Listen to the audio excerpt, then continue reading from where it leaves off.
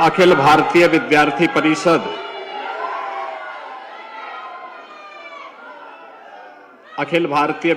परिषद के राष्ट्रीय अधिवेशन के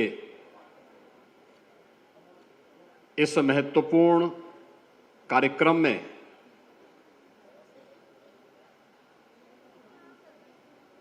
जो कुशल संगठनकर्ता,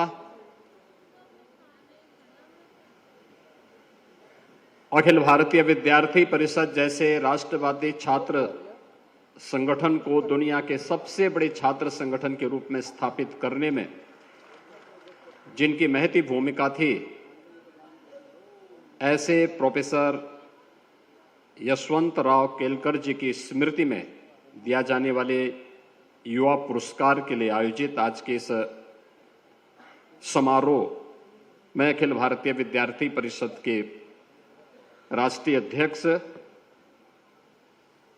प्रोफेसर राज शरण शाही जी, राष्ट्रीय महामंत्री डॉक्टर बीरेंद्र सोलंकी जी,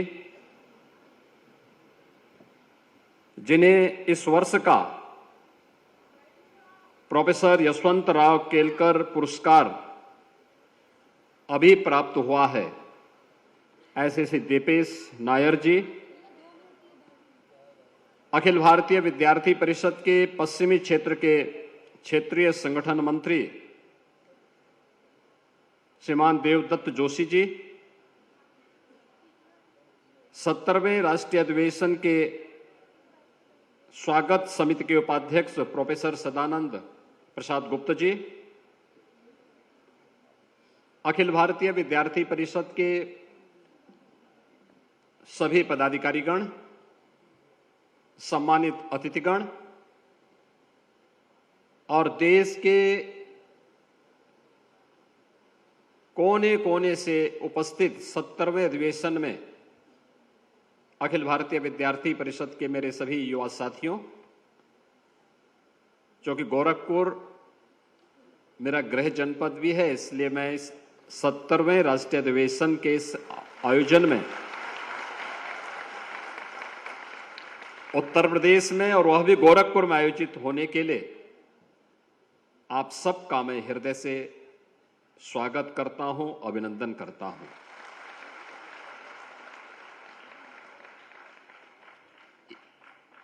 यह आयोजन बहुत महत्वपूर्ण आयोजन है।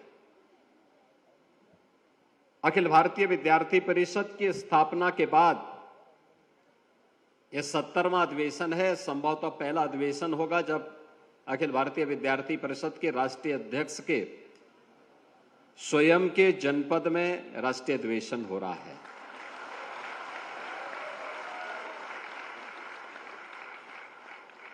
तो मैं इसकी भी बधाई आप सबको देता हूं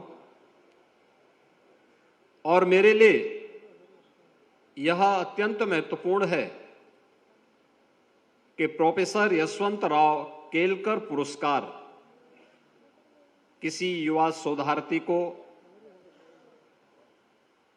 इनोवेशन के लिए, जिन्होंने कुछ नया किया है लोक जीवन के लिए, समाज जीवन के लिए, ऐसे युवा को समर्पित किया जा रहा है। और वह वर्ष हो जब प्रोफेसर यशवंतराव केलकर जी की जन्म शताब्दी वर्ष हो। स्वाभाविक रूप से इस अवसर पर मैं इस पुरस्कार को प्राप्त करता, जिन्हें अभी यहां पर मंच पर यह पुरस्कार दिया गया है, श्री दीपेश नायर जी को मैं हृदय से बधाई देता हूं, उनका अभिनंदन करता हूं और प्रोफेसर यशवंतराव केलकर जी की स्मृतियों को नमन करते हुए उन्हें विनम्र श्रद्धांजलि भी अर्पित करता हूं। मित्रों, जब यहां पर प्रोफेसर यशवंतराव केलकर पुरस्कार की बात आई और इस वर्ष के इस पुरस्कार के बारे में किस क्षेत्र में अलग से हट करके कार्य किया गया है, इस पुरस्कार को देने के लिए श्री दीपेश नायर की बात आई, तो मुझे बहुत अच्छा लगा कि एक ऐसे क्षेत्र में, एक ऐसे तबके को उन्होंने टच किया है जो अक्सर या तो समाज के द्वारा उपेक्षित होता है, और उस तबके को हम लोगों ने या तो उपेक्षित छोड़ा हुआ है या हम उसके पोटेंशियल की जानकारी नहीं ले पाते।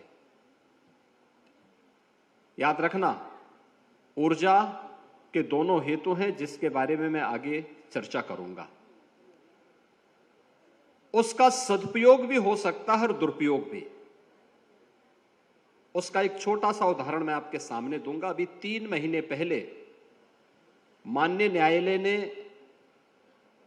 एक कुख्यात मौलवी और उसके साथ के 7 लोगों को आजीवन कारावास की सजा सुनाई है।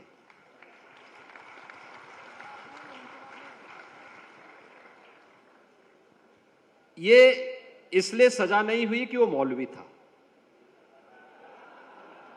उसके पीछे एक घटनाक्रम आता है। 2019-20 की घटना है। मेरे पास एक रिपोर्ट आई, एक मंदिर में एक संत पर मिलने की नियत से 2 युवा जा रहे थे, और जब उस युवाओं की जांच हुई तो उनके पास एक सामान्य ब्लेड मिली, उनसे पूछताछ करके छोड़ दिया गया। मैंने संत के बारे में डिटेल लिया और मैंने कहा दोनों युवा कौन थे। संबंधित जनपद के पुलिस अधीक्षक को मैंने फोन करके पूछा, मैंने कहा दोनों युवा कौन थे। तत्कालीन जो हमारे डीजीपी थे उनसे मैंने कहा भी इन दोनों युवाओं के बारे में डिटेल लो।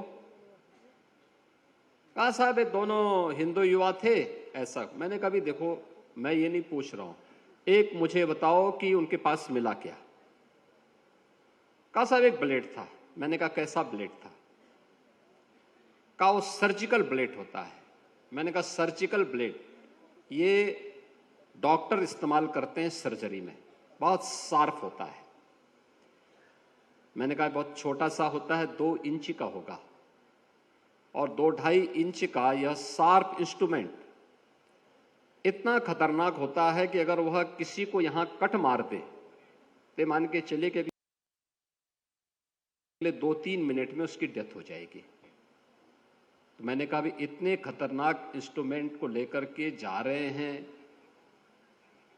और आप उसको हल्केपन से ले रहे हैं। मैंने कहा एक मालूम करो दोनों युवा वास्तव में जिस नाम से जो नाम उन्होंने बताया है ये नाम उन्हीं का है या छद्म नाम है। तो पूछताछ हुई तो उन्होंने पहले अपना नाम उसी जनपद का बताया था, बाद में उसमें से एक युवा ने कहा कि साहब एक उसने अपने दिल्ली का एड्रेस बताया, दूसरे ने हैदराबाद का बताया। मैंने कहा भी दोनों जगह भी मालूम करो और इनके बारे में डिटेल लो। पुलिस हर बार उन्हें पूछताछ करके छोड़ती थी, लेकिन मैं पीछे पड़ा रहा। तीसरे दिन जानकारी मिली कि साहब इन दोनों युवाओं का दिल्ली में बटाला हाउस से किसी एक सज्जन से संबंध है। तो बटाला हाउस का नाम आते ही मैं और चौकन्ना हुआ।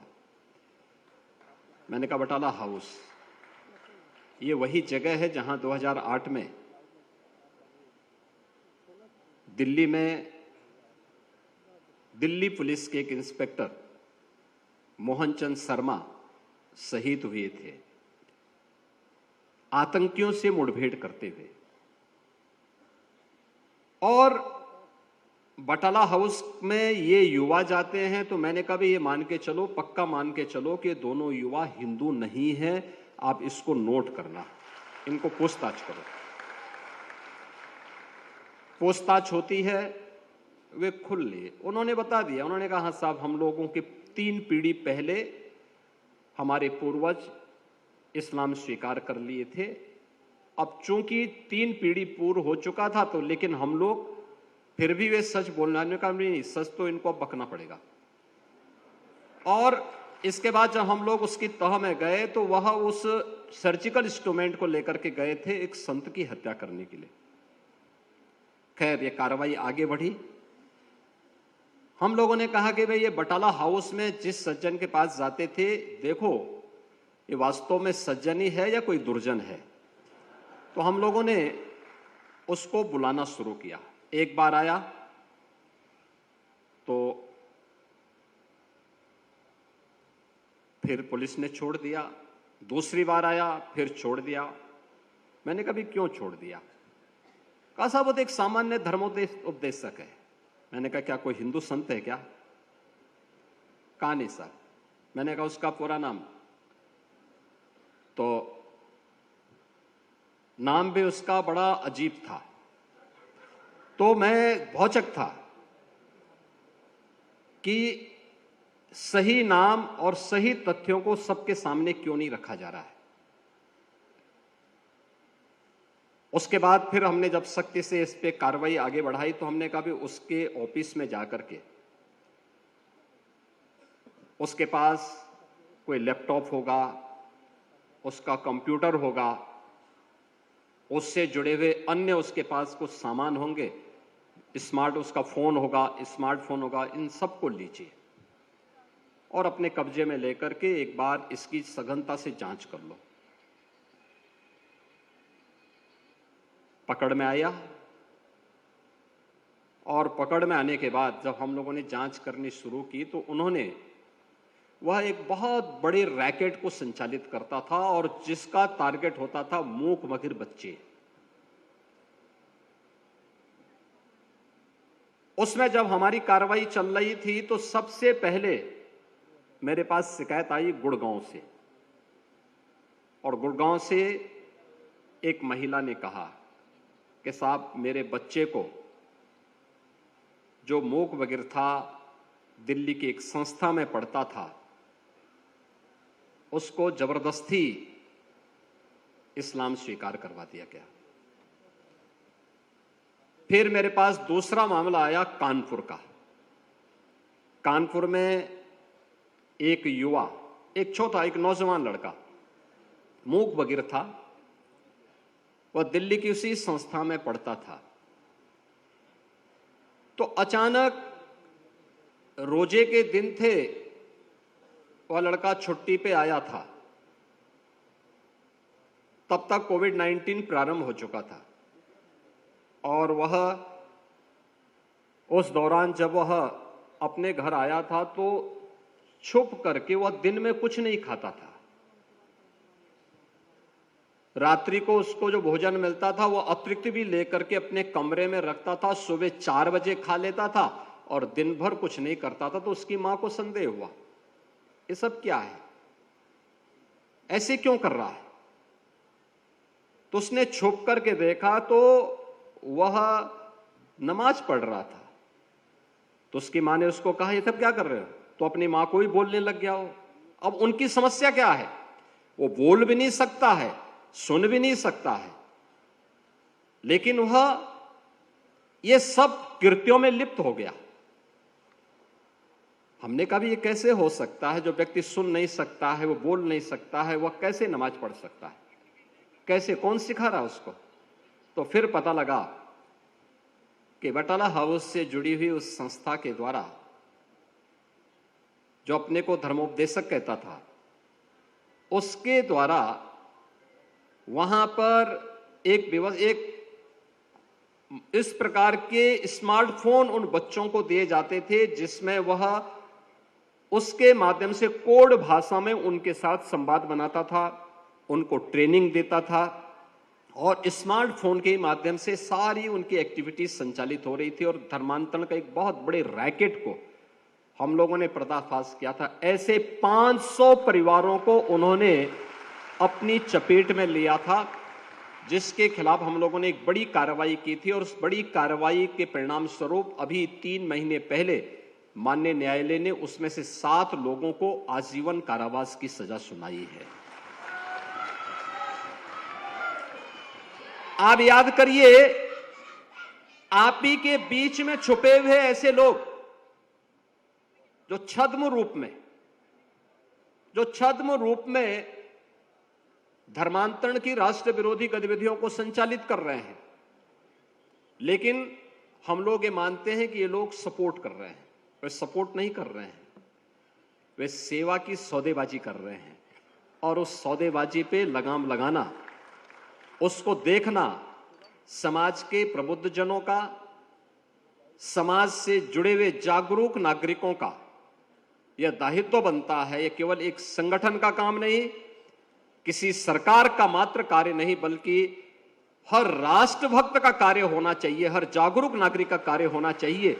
और यही कार्य यहां पे टीस जैसी संस्थाएं, यहां पर दिपेश नायर जैसे नौजवानों के माध्यम से कर रही हैं और ये अभिनंदनीय प्रयास है।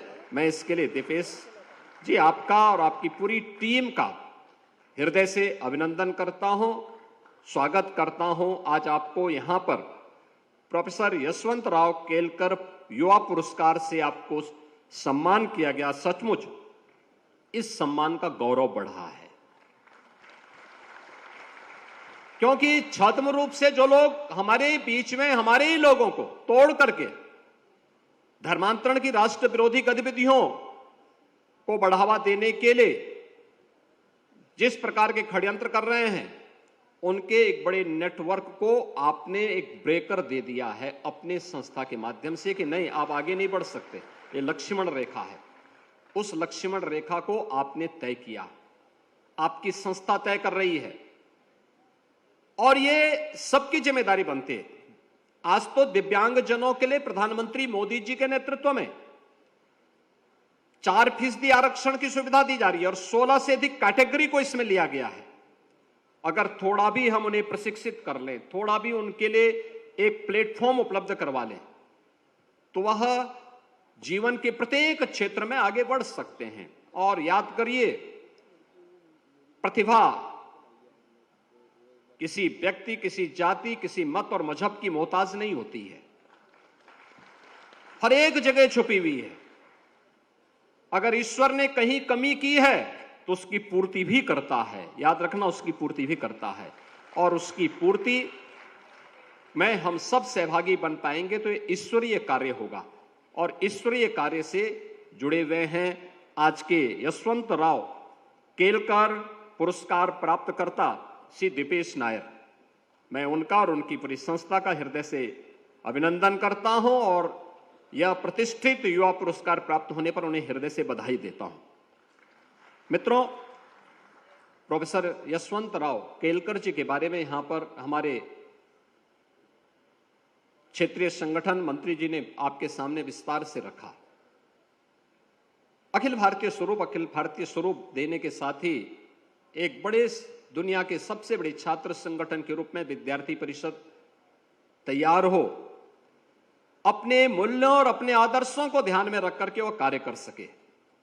इन बातों को लेकर के जब विद्यार्थी परिषद कार्य करता है तो वह सचमुच आज की एक आवश्यकता बन जाती है। और उन्हीं आवश्यकताओं को लेकर के यह युवाओं का एक संगठन युवाओं को प्रोत्साहित करने के लिए निरंतर कार्य कर रहा है। यह हमारा सौभाग्य है कि मुझे स्वयं भी अखिल भारतीय विद्यार्थी परिषद के माध्यम से अपने विद्यार्थी जीवन में कार्य करने का अवसर प्राप्त हुआ। अनेक रचनात्मक कार्यक्रमों को आगे बढ़ा करके राष्ट्रवादी मिशन के साथ जोड़ने की एक आधारशिला है, उसे एक नई दिशा देने का माध्यम बनती है, उसे समाज के विभिन्न तबकों के माध्यम से आगे बढ़ने के लिए एक प्लेटफॉर्म भी उपलब्ध करवाती है। लेकिन महत्वपूर्ण ये कि अखिल भारतीय विद्यार्थी परिषद छात्रों के, युवाओं का एक सबसे बड़ा दुनिया का संगठन है, तो हमारे सामने सबसे बड़ा प्रश्न ये उठता है कि वास्तव में युवा कौन है।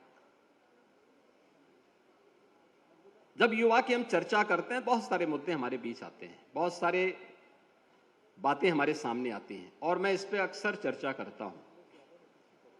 आप पूर्वी उत्तर प्रदेश में हैं, 1857 की क्रांति, प्रथम स्वातंत्र समर को आगे बढ़ाने वाले, 80 वर्ष की उम्र में अंग्रेजों के खिलाफ उस युद्ध को प्रखरता के साथ लड़ने वाले, उस समय के जो अमर सेनानी थे बाबू कुंवर सिंह जी, जिनके बारे में कहा जाता है कि बिहार के आरा से लेकर के आजमगढ़ तक उन्होंने अंग्रेजों को पीछे हटने के लिए मजबूर कर दिया था। अगर हम उनकी चर्चा करते हैं, या संपूर्ण क्रांति के नायक जयप्रकाश नारायण हो या वीर बंदा बैरागी हो, या फिर एक ही जन्म में दो आजन्म कारावास की सजा प्राप्त करने वाले वीर सावरकर,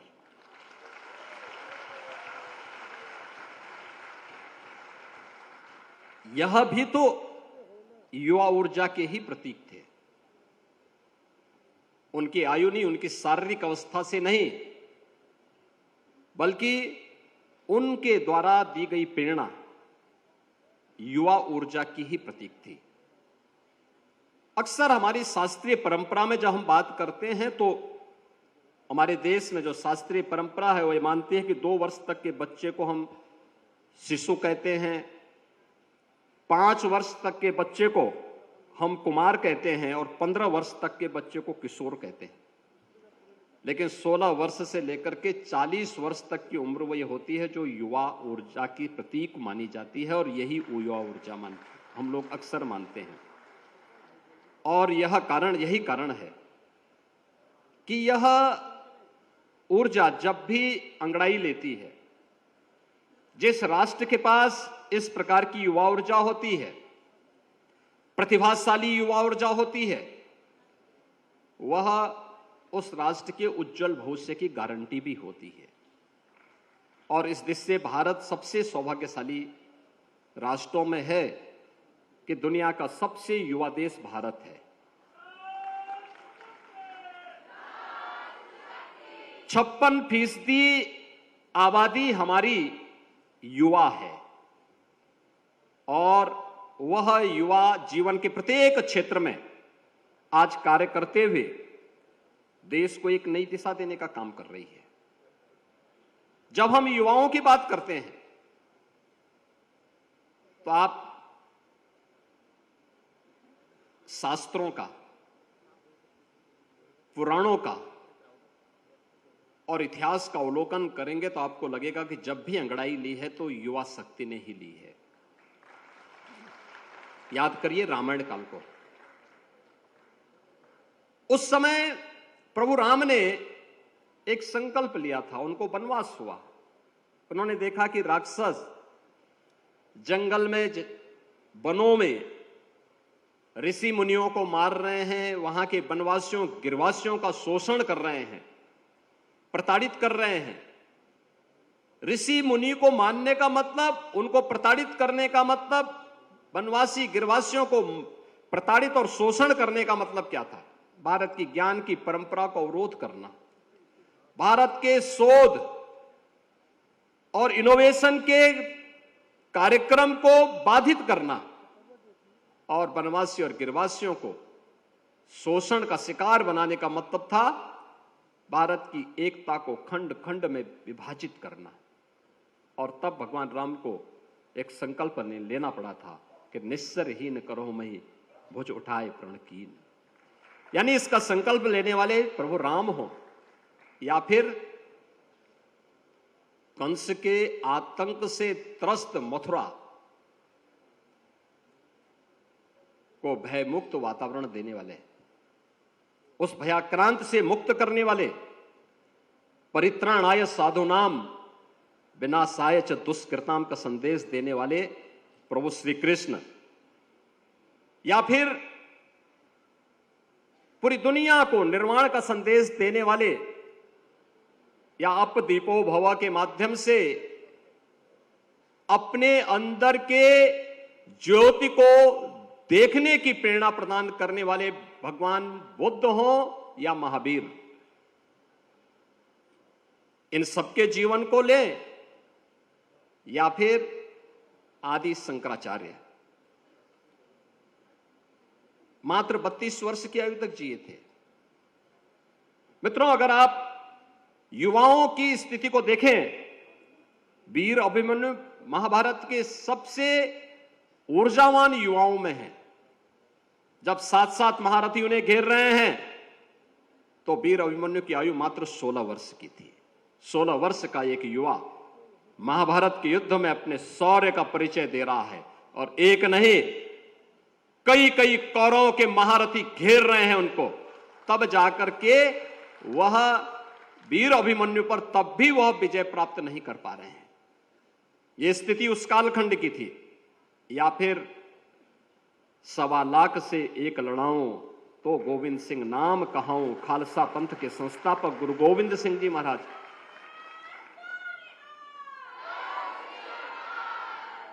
जो हट राखे धर्म को तिह राखे करतार का उद्घोष करने वाले महाराणा प्रताप। याद करिए, 27 वर्ष की उम्र में हल्दी घाटी का पहला युद्ध महाराणा प्रताप ने लड़ा था, मात्र 22,000 सैनिकों के साथ।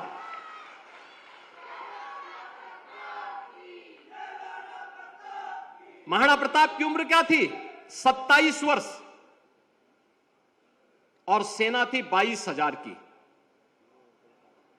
अकबर की सेना थी 1 लाख से अधिक, और लगातार 30 वर्ष तक महाराणा प्रताप इस युद्ध को लड़ते रहे, और अंततः अपने सारे दुर्ग और किलों को उन्होंने अकबर से वापस लेकर के उस समय भारत के स्वाभिमान और सम्मान की, स्वदेश और स्वाभिमान का क्या परिचय होना चाहिए, यह उन्होंने करके दिखाया था। हिंदवी साम्राज्य के संस्थापक छत्रपति शिवाजी महाराज, ये सभी महापुरुष कौन थे? 1857 के प्रथम स्वातंत्र्य समर की याद करिए, उस वीरांगना को जिसके बारे में कहा गया कि सिंहासन हिल उठे, राजवंशों ने बिकुट तानी थी, बूढ़े भारत में आई फिर से नई जवानी थी, खूब लड़ी मर्दानी वो तो झांसी वाली रानी थी। महारानी लक्ष्मीबाई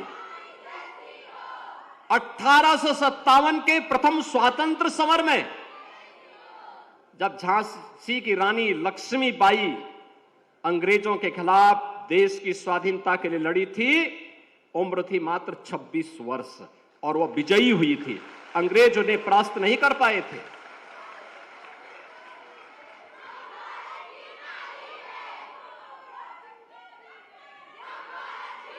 तुम मुझे खून दो, मैं तुम्हें आजादी दूंगा, इसका संदेश देने वाले नेताजी सुभाष चंद्र बोस हो, या फिर हे इस भारतवर्ष में 100 बार मेरा जन्म हो, कारण सदा ही मृत्यु का देशोपकारक कर्म हो, इसका उद्घोष करने वाले काकोरी ट्रेन एक्शन के महानायक पंडित राम प्रसाद बिस्मिल, ठाकुर रोशन सिंह, अस्फाउल्लाह खां, चंद्रशेखर आजाद, राजेंद्र प्रसाद लाहिड़ी,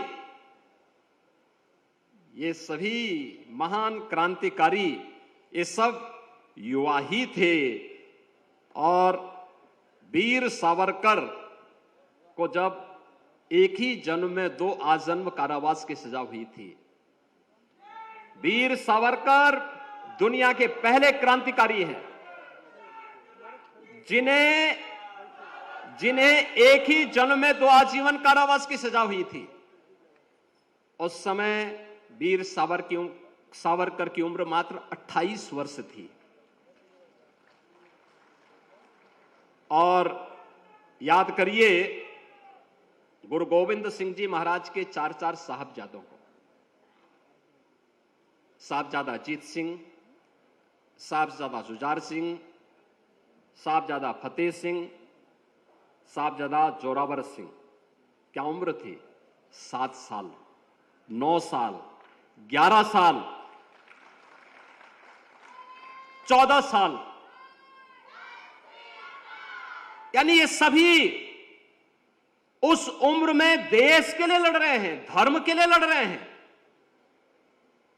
और पूरी दुनिया के अंदर, और विद्यार्थी परिषद अक्सर उन कार्यक्रमों में सहभागी बनता है जिन्होंने पूरी दुनिया को संदेश दिया था भारत की वैदिक परंपरा के बारे में और कहा था गर्व से कहो हम हिंदू हैं।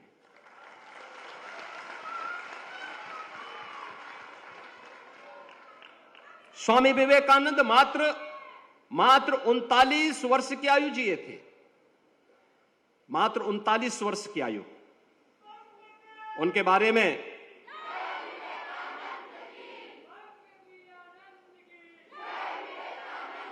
स्वामी विवेकानंद ने के बारे में गुरुदेव रविंद्रनाथ टैगोर ने एक बात कही थी।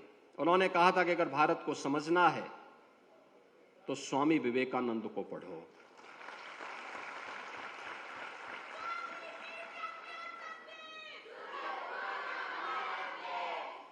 याद रखना, युवा केवल भारत में ही नहीं, दुनिया के अंदर भी जहां इस युवा ऊर्जा का सम्मान हुआ है, सही दिशा मिली,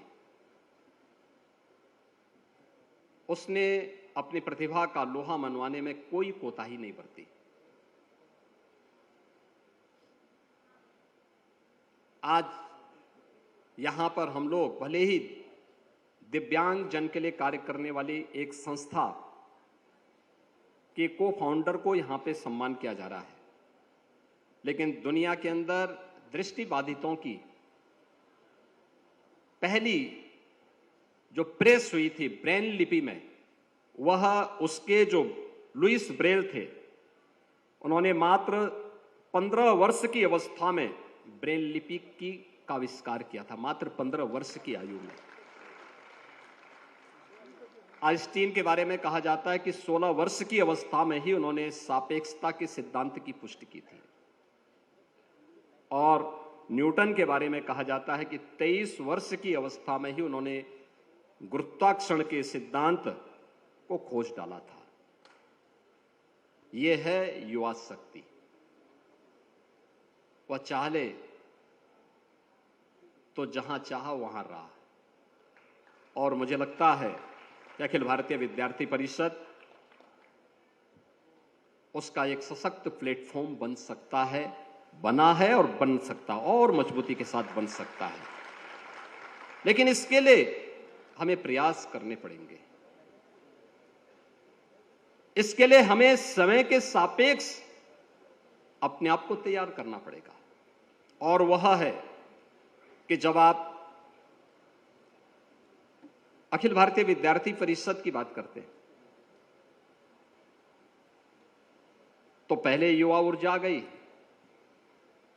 युवाओं का संगठन भी है, लेकिन आपने अपना स्लोगन भी दिया है, ज्ञानशील एकता।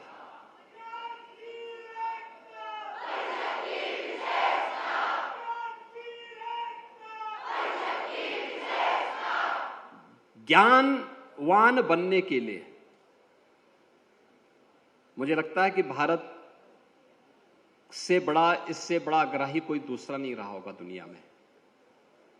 श्रीमद् भगवद गीता ने तो इसके बारे में कहा है कि नहीं ज्ञानेन सदृश्यम पवित्रम में विद्यते, यानी ज्ञान की परंपरा से पवित्र भारतीय मनीषा ने किसी अन्य कार्य को नहीं माना, और यही कारण रहा है कि हमारे यहां ऋषि परंपरा का प्राचीन काल से ही बड़ा सम्मान रहा है। दुनिया के अंदर जहां कहीं भी जिस भी स्टेज पर यह आवश्यकता पड़ी, भारत के ऋषि मुनियों ने, भारत के ज्ञान के वाहक उन महापुरुषों ने एक नया संदेश भी दिया। और मैं उसी संदर्भ में आज आप सबसे कहना चाहता हूं कि वास्तव में ज्ञानवान बने हम। आज की तकनीक, विज्ञान और तकनीक से भागे ना, विज्ञान कुछ और थोड़े है। हमारे जीवन में कोई भी नया ज्ञान आ जाए वही विज्ञान है। हमारे जीवन में कोई भी नई तकनीक आ जाए, उस नई प्रौद्योगिकी के प्रति आग्रही बनना वही वैज्ञानिक सोच है, वही वैज्ञानिक मानसिकता है। लेकिन हमें उससे भागना नहीं है। हम उससे अगर भागेंगे तो समय के सापेक्ष चलना यह आज की आवश्यकता है। काल का प्रवाह किसी का इंतजार नहीं करता, समय का प्रवाह भी किसी की मोहताज नहीं होती है। वह देश काल और परिस्थितियों की परवाह के बगैर, व्यक्ति जाति मत और मजहब की परवाह के बगैर अपने कार्य, अपने चक्र को चलाता रहेगा। अगर हम उस प्रवाह का हिस्सा बन करके उससे 10 कदम आगे बढ़ने की सोच पाएंगे तो आगे बढ़ पाएंगे, अन्यथा पीछे हटने के लिए मजबूर होना पड़ेगा और उस काल प्रवाह के स्वयं शिकार हो जाएंगे। मुझे याद है 1990 के प्रारंभ में जब देश भर के सरकारी बैंकों में कंप्यूटराइजेशन की शुरुआत हुई थी, शुरुआत में उसका भारी विरोध हुआ था। लोगों ने कहा कि साहब ये नई तकनीक आ गई, ये लोगों को बेरोजगार कर देगी।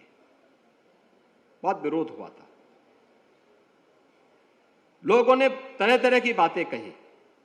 लेकिन आज आप देख रहे होंगे केवल वहीं पे नहीं है, अब तो ई ऑफिस हो गया है, सब कुछ उससे जुड़ चुका है। जो कभी भारतीय मनीषा ने कहा था वसुधैव कुटुंबकम की बात कही थी, आज तो पूरी दुनिया आपके स्मार्टफोन में कैद होकर के रह गई है। और कहां तक टेक्नोलॉजी जा रही है। कंप्यूटर के लिए विरोध नहीं हुआ, इससे पहले प्रेस आया था तो हाथ से लिखने वाले जो लोग थे उन लोगों को लगा कि साहब अब हमारा धंधा चौपट होगा। वही लोग हड़ताल पे कर लिए, विरोध प्रदर्शन शुरू हुए। और हर एक विरोध प्रदर्शन में होता है कि अगर 10 लोग स्वाभाविक रूप से प्रभावित होने वाले होंगे तो 100 लोग उसमें तमाशबीन में जुड़ जाते हैं, फिर और भी लोग उसके साथ जुड़ जाते हैं, तो संख्या ज्यादा दिखती है। लेकिन तब भी इसका विरोध हुआ था। प्रिंटिंग प्रेस आया, प्रिंटिंग प्रेस का भी विरोध हुआ। लोगों ने कहा साहब ये सब आने के बाद धंधा चौपट होगा। चर्च को लगा कि साहब हमारा ज्ञान पर एकाधिकार अब समाप्त हो जाएगा, और भी तमाम लोगों ने उसका विरोध किया। लेकिन टेक्नोलॉजी किस्से का इंतजार नहीं की, वो बढ़ती गई। बिजली, टेलीफोन, टेलीविजन,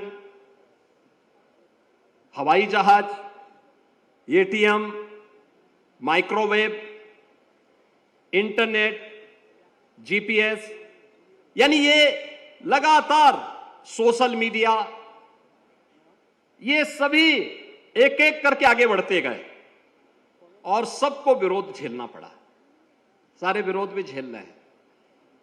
लेकिन इनमें से एक भी तकनीक ऐसी नहीं जो हमारे दैनिक जीवन का हिस्सा न बन पाई हो, दैनिक जीवन का हिस्सा बनी है। और याद रखना, हम लोगों को समय के प्रवाह की गति को समझना पड़ेगा। अगर हमने समय के प्रवाह की गति को नहीं समझा, उसके सापेक्ष अपने आप को नहीं लेकर के चले, तो वह दुर्गति जरूर कर देगा। और उस दुर्गति से बचने के लिए आवश्यक है कि हम विज्ञान और तकनीक से भागे ना। याद रखना, जब अच्छे लोक कल्याणकारी, राष्ट्र कल्याणकारी सोच का युवा विज्ञान और तकनीक के साथ जुड़ेगा, नई प्रौद्योगिकी के साथ जुड़ेगा, तो वह स्वयं मजबूत होगा, समाज को मजबूत बनाएगा, राष्ट्र को भी मजबूत बनाएगा। इसलिए इससे भागने की आवश्यकता नहीं। हम भागते हैं तो लोग हमें क्या कहेंगे, हमारे बारे में कहेंगे कि हम तामसिक जड़ता के शिकार हैं। हमें तामसिक जड़ता का शिकार भी नहीं बनना है। हमें अपने आप की प्रासंगिकता भी बनाए रखनी है और हमें इस बारे में जरूर ध्यान देना होगा कि हर टेक्नोलॉजी के दोनों आधार होते हैं, वो दुधारी होती है। अच्छे लोगों के हाथों में जाएगी, सीलवान लोगों के हाथों में जाएगी, ज्ञानवान लोगों के हाथों में जाएगी तो लोक कल्याण का, राष्ट्र कल्याण का माध्यम बनेगी। अगर वही दुधारी तलवार नकारात्मक सोच के लोगों के हाथों में जाएगी, आतंकवाद को बढ़ावा मिलेगा, विध्वंसात्मक ताकतों को बढ़ावा मिलेगा, राक्षसी प्रवृत्ति को, दानवी ताकतों को उससे आगे बढ़ने के लिए अपनी नकारात्मक गतिविधि को आगे बढ़ाने का एक अवसर प्राप्त होगा। और ये अक्सर देखने को मिला है कि आज से नहीं, ये सृष्टि के कालखंड से देखने को मिलता है कि दैवीय शक्तियां, सकारात्मक शक्तियां, ज्ञानवान और शीलवान शक्तियां हमेशा अपने को कहीं ना कहीं रिजर्व करके फिर कदम रखती हैं। और परिणाम क्या रहा? एक समय ऐसा भी आता है जब किसी दतीची को अपनी हड्डी दान देने के लिए मजबूर होना पड़ता है। एक समय ऐसा भी आता है जब इसकी भारी कीमत हमें चुकानी पड़ती है। कीमत चुकाने का समय नहीं, बल्कि अपनी तकनीक का कीमत लेने का समय है और उस कीमत के लिए हम सबको आगे बढ़ने की आवश्यकता है। मुझे बताइए ना, आज आपको, आप में से बहुत सारे युवा होंगे या किसी को भी, कोई भी व्यक्ति है, अगर किसी को कोई एक आलेख तैयार करना है, आपको सामान्य रूप से तैयार करने में 4-6 घंटे, 10 घंटे, 12 घंटे लगेंगे। अगर किसी एक फील्ड के बारे में आपको तैयार कोई जानकारी है या नहीं है, लेकिन आप चैट जीपीटी के पास जाइए, उस सॉफ्टवेयर में जाएंगे तो वह आपको अगले 2 मिनट में, 3 मिनट में आपको एक आलेख दे देगा। और ठीक है, ये आपके विवेक और आपकी बुद्धि पर निर्भर करता है कि आप उसमें कितना सुधार कर सकते हैं। वह आपको एक आलेख बना के दे देगा। मैंने स्वयं अखिल भारतीय विद्यार्थी परिषद के इस राष्ट्रीय अधिवेशन से जुड़े हुए कार्यकर्ताओं से मेरे कार्यालय ने अनुरोध किया था। उन्होंने भेजा था कार्यक्रम के बारे में, और कार्यक्रम में प्रोफेसर यशवंत राव केलकर जी के बारे में। यहां से गया था 1 पेज का, मैं चैट जीपीटी पे गया और मुझे 4 पेज का वहां से पूरा अपने आप एक आलेख मुझे मिल गया, हम लोगों को मिल गया। तो चैट जीपीटी या आर्टिफिशियल इंटेलिजेंस कितने लोगों को बेरोजगार करेगी? क्या हम इसे रोक पाएंगे? और नई प्रौद्योगिकी के अनुकूल होकर के अगर हम उसका सदुपयोग करना सीख लें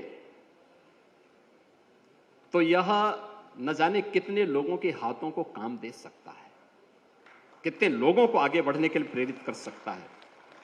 हां, यह अवश्य है कि उसके जो नैतिक निहितार्थ हैं, उसका एक सुरक्षात्मक ढांचा हमारे पास होना चाहिए, प्रॉपर सिक्योरिटी होनी चाहिए उसकी, कैसे हमें करना है। और हम लोगों को अगर मानव जाति के अस्तित्व को बनाए रखना है तो टेक्नोलॉजी अच्छे लोगों के हाथों में होनी चाहिए। याद रखना, अच्छे लोग अगर उससे भागेंगे तो आप उसको, मुझे नहीं लगता है कि फिर उस टेक्नोकाल के प्रवाह में हम कहीं अपने को हम कोई स्थान प्राप्त कर पाएंगे। हम लोगों ने पूरी दुनिया भी देख रही है, आपने एटॉमिक पावर को भी देखा है, उसको दोनों रूप हैं। उसका एक पॉजिटिव पक्ष है कि आप उससे ऊर्जा प्राप्त करके कोई एटॉमिक पावर स्टेशन स्थापित कर सकते हैं जहां से बिजली लोगों को मिले, बहुत सस्ती बिजली पड़ेगी, तकनीक महंगी होगी लेकिन बाद में बहुत सस्ती पड़ेगी, पॉल्यूशन फ्री होगी। लेकिन दूसरा पक्ष उसका वह भी है कि एटम बम बना करके मानवता के विनाश का बीज भी उसमें निहित करता है।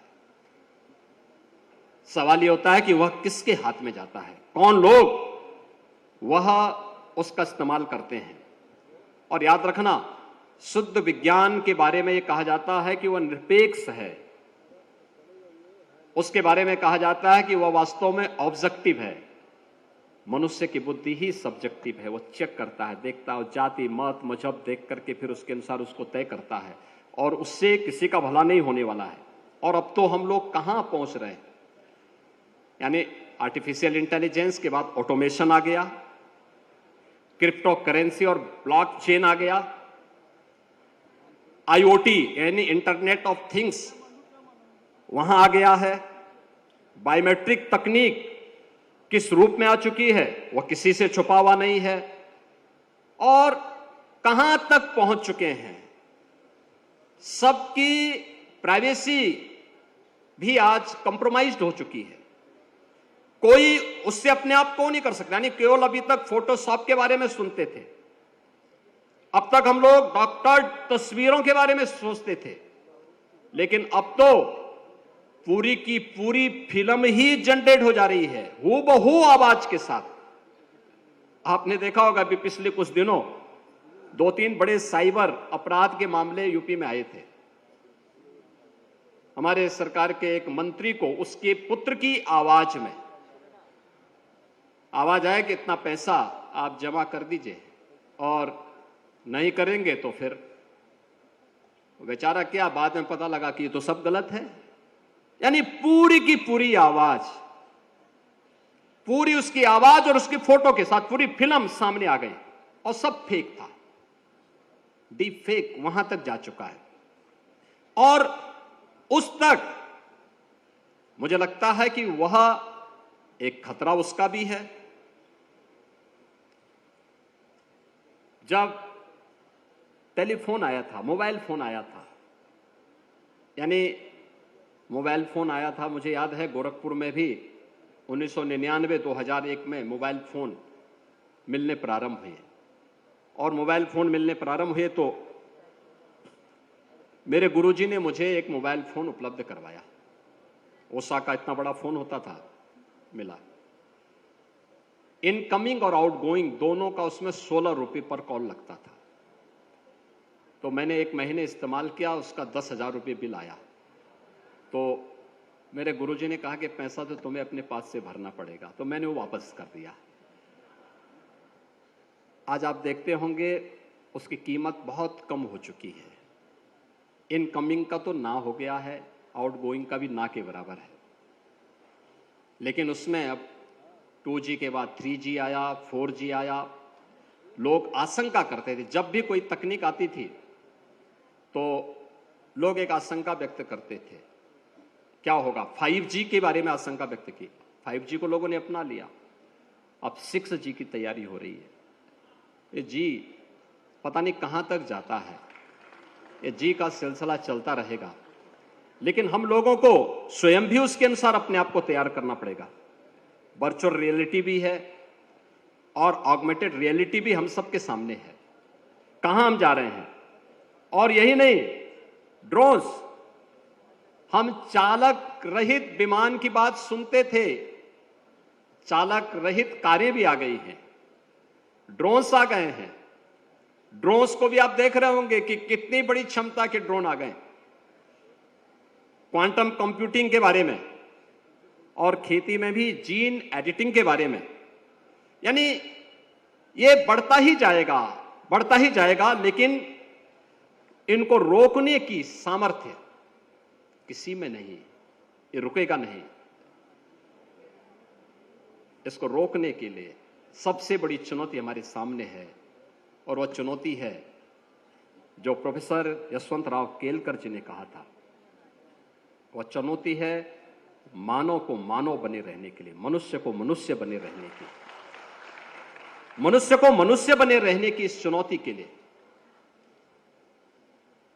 उसको ज्ञानवान होना पड़ेगा, उसको शीलवान होना पड़ेगा, उसको वैदिक परंपरा के इस उद्घोष को अंगीकार करना पड़ेगा जो हमारा वैदिक परंपरा कहती है, सम गच्छध्वम सम बदध्वम सम नो मनासी जानताम के इस उद्घोष को अंगीकार करते हुए कि सब एक साथ चलो, एक साथ बोलो, एक साथ सोचो, एक टीम वर्क के साथ एक धर्म के बारे में, राष्ट्र धर्म ही हमारे लिए सर्वोपरि धर्म है और यही एक लक्ष्य लेकर के जब हम चलेंगे तो हम मानवता के कल्याण का मार्ग प्रशस्त कर पाएंगे।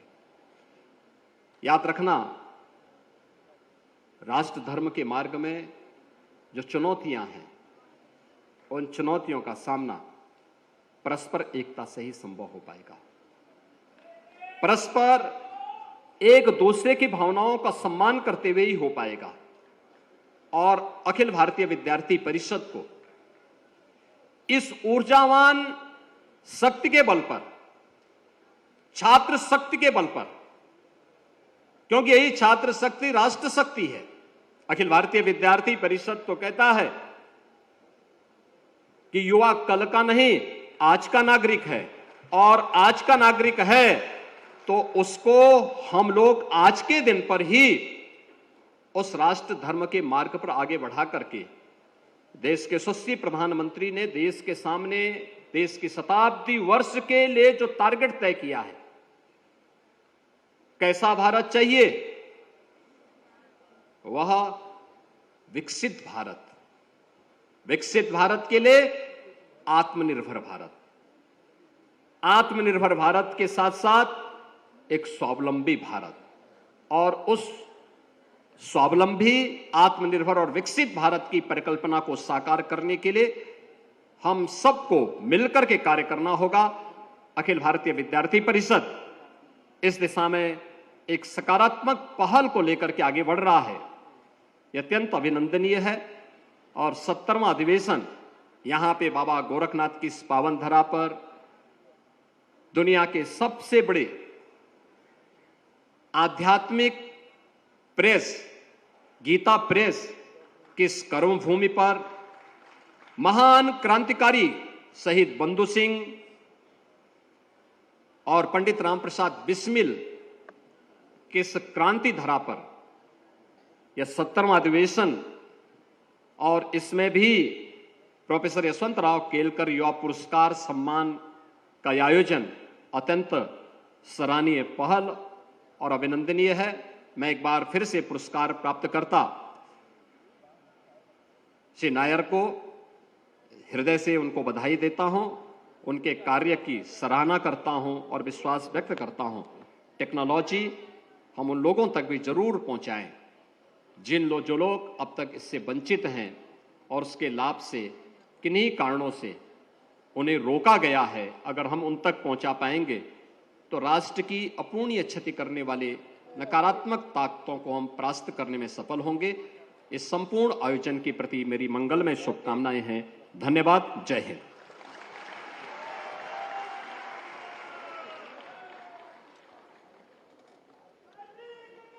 बहुत धन्यवाद माननीय मुख्यमंत्री जी।